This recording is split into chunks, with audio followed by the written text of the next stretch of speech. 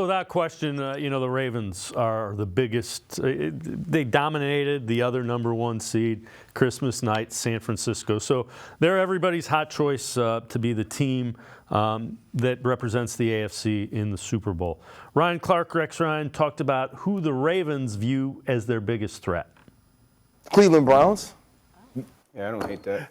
Look, Cleveland Browns. The crazy thing is, because I'm like, oh man, I am going to get laughed out of here when I say the Cleveland Browns and RC and I, but we think the same way.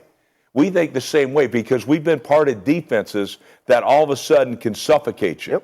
Yep. And if you look at it, look, we know Cleveland already beat them one time with, by the way, an unbelievable performance by Deshaun Watson in the second half. Yeah.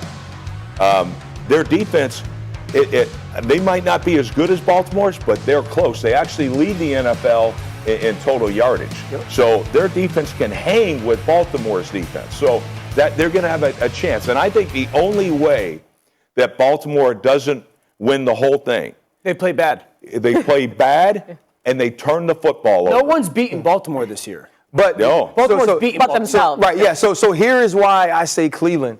And it hasn't shown up recently, right, in the last few weeks. The only place Lamar Jackson has been susceptible the whole year is in the pocket. Yeah.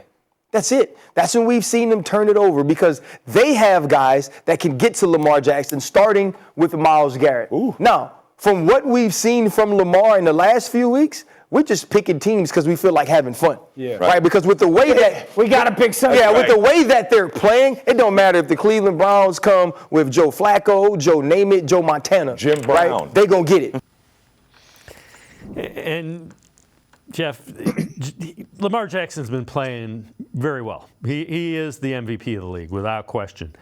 I'm kind of with Ryan Clark there. I want to see him play from the pocket. Make him play from the pocket against a good defense that covers well.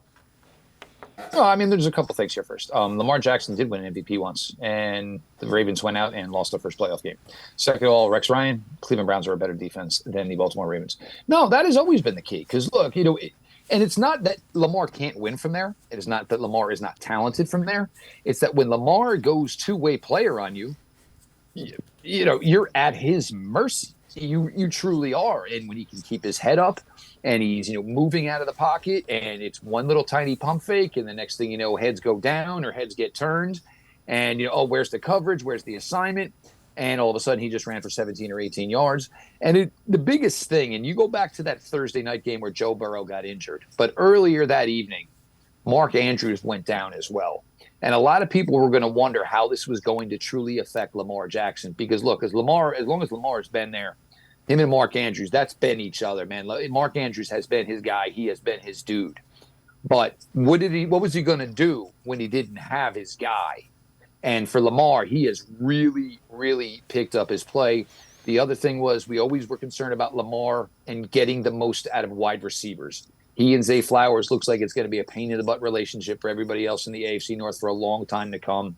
Look, he's playing really, really well right now. There is no question he is in the zone.